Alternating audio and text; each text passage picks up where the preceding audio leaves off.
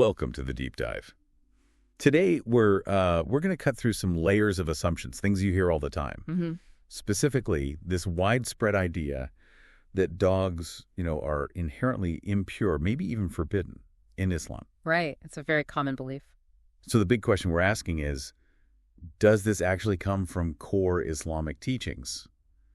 Or is it more maybe cultural baggage, historical stuff, misunderstandings? Yeah, you've put your finger on something really important there. Because this isn't just about dogs, is it? No, it feels bigger. It is. It's about that fundamental challenge, how do we balance ritual purity, which is important in Islam, with this profound call for mercy? How do we read divine guidance in a world that's, well, full of gray areas, not just black and white? That's it, exactly. Because you see this split, don't you? Some Muslims really value dogs, see them as helpers, even heroes. Sure, working dogs, guard dogs. While others, they actively avoid them. There's this real unease, sometimes even like contempt. Yeah, a definite aversion. So is that truly religion driving that? Or something else entirely? Let's go straight to the sources and see. Okay. And where better to start than the Quran itself? Now, how often have you heard people say dogs aren't even mentioned in the Quran? All the time. It's treated like a fact. But it's just not true, is it? Not at all. We need to clear that up right away. Because if you look at Surah Al-Kahf chapter 18, there's a dog mentioned explicitly, very clearly. Right, the story of the sleepers in the cave. Exactly. And the dog is right there with them, sitting in the entrance, guarding these believers, actually sharing in their miracle. Can you remind us of the specific verse? Sure. The Quran says, you would have thought them awake while they were asleep, and we turned them to the right and to the left while their dog stretched his forelegs at the entrance. Stretched his forelegs at the entrance. That's not just a passing mention, is it? No. I mean, what does it signify that Allah chooses to include this detail? A dog, present, witnessing this profound act of divine mercy and protection. It really doesn't sound like condemnation. It absolutely doesn't. This isn't some minor footnote. It suggests, a certain standing or role, even a dignity for the animal that's chosen to be part of this divine event. It really pushes against that idea of inherent impurity or being forbidden. Okay, so the Quran gives us that image. Now, let's move to the teachings of the Prophet Muhammad, peace be upon him. What about the common idea that he shunned dogs or forbade them outright? Well, again, the popular perception isn't quite the full picture when you look at the Hadith, the narrations of his life and teachings. So what do they actually say? They show he permitted trained dogs for hunting, absolutely, and he clearly recognized their value as guardians. Critically, keeping a dog for farming, like herding sheep, or for protection, this was explicitly allowed. Allowed and didn't carry the same penalty, right? There's that idea about rewards decreasing if you keep a dog without need. Exactly. Those specific beneficial uses were exceptions. So the idea that all dogs were just forbidden, it seems to be a major misunderstanding or maybe a half-truth that just took hold. Which makes you wonder how that happened.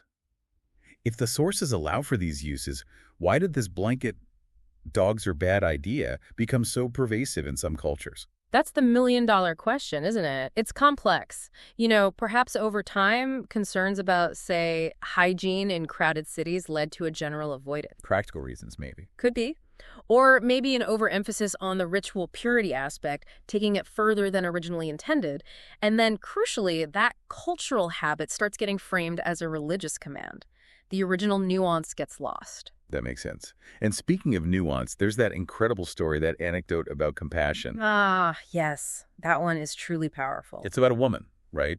Someone considered sinful in her community. That's right. And she comes across a dog at a well. The dog is panting, extremely thirsty, suffering. And she has nothing to give it water in. Nothing. So what does she do? She takes off her own shoe, her cuff, fills it with water from the well, and gives it to the desperately thirsty dog. Just a simple act of kindness. Simple, yet profound. Because the story concludes that Allah, seeing the single act of mercy, he forgave all her sins. Wow. Just pause and think about that for a second. Forgiveness, not for elaborate rituals, but for giving water to a thirsty dog.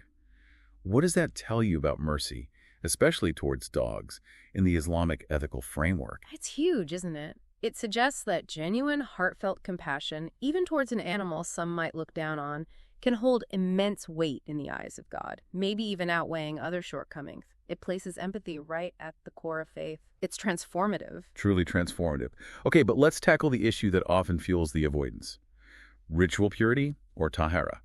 Islam definitely emphasizes cleanliness, especially for prayer. This is undeniable. Absolutely. Cleanliness is central, and this is where the specific rulings about dogs come in and often where the confusion starts. Because the common idea is just dogs are impure, end of story. Right. But is the entire dog considered impure according to the Prophet's teachings? The focus is actually much more specific. It's primarily about the dog's saliva. Oh. The Prophet, peace be upon him, taught that if a dog drinks from a utensil, it should be washed.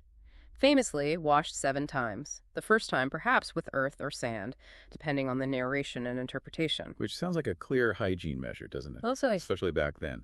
Not necessarily a condemnation of the animal itself. exactly. It's about ensuring ritual cleanliness for things we use, especially for eating or drinking, or for prayer preparation. Now, scholars have different views on the exact method of washing, sure, but the underlying point seems to be maintaining cleanliness, not vilifying the creature. So why do you think that specific point, saliva impurity versus the whole animal being unclean, got lost or blurred for so many people? Well, it's maybe easier sometimes to generalize, isn't it? Instead of remembering the specific rule and its purpose hygiene, it morphs into a simpler, broader, dogs impure rule. It's a classic case of losing the why behind the what, especially as rules get passed down culturally. A practical hygiene concern potentially becomes a sort of spiritual taboo. Let's zoom out again. Think about the bigger picture. Finding balance, not living in fear.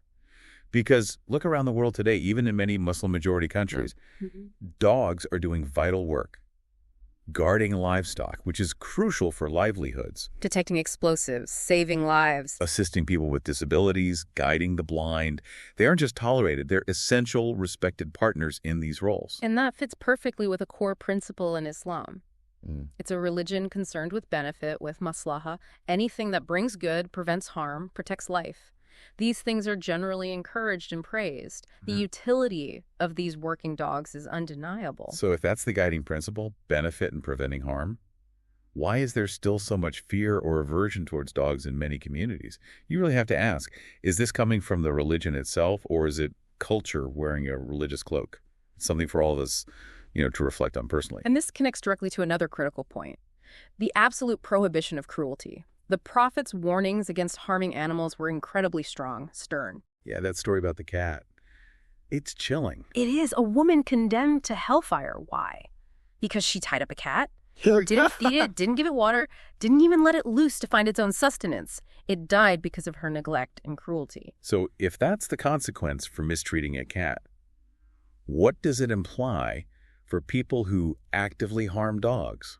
People who beat them, poison them, drive them away with contempt. You have to extrapolate, don't you? There's another saying attributed to the Prophet, peace be upon him, that even harming a sparrow unjustly means you'll be questioned by Allah about it on the day of judgment. A sparrow. Yes. So if that's the standard, think about the responsibility we have towards dogs, creatures that can be so loyal and beneficial. It points to a really high ethical standard for how we treat all living beings.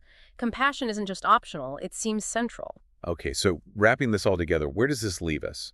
How do we move forward? I think the core message, pulling all these threads together, is pretty clear. Islam isn't asking us to choose between being ritually pure and being compassionate. It's not an either situation. Exactly. It's calling us to embody both.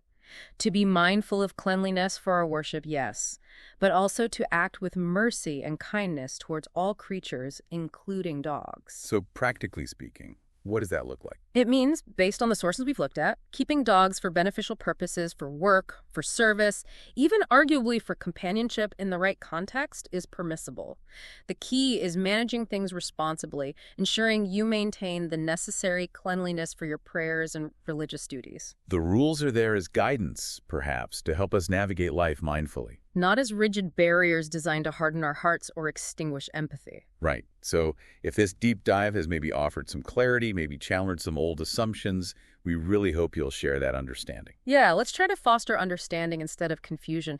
Let's help build communities that truly value both aspects, the ritual purity and that deep, profound compassion. Because that, surely, is honoring the true spirit of Islam. Absolutely. And maybe the final thought to leave you with is this. When we're faced with these situations, maybe a conflict between an inherited cultural habit and what seems to be a clear call to divine compassion, Which path truly reflects the heart of our faith? Isn't that the kind of Islam we all aspire to live? A powerful question to ponder. Thank you for diving deep with us today.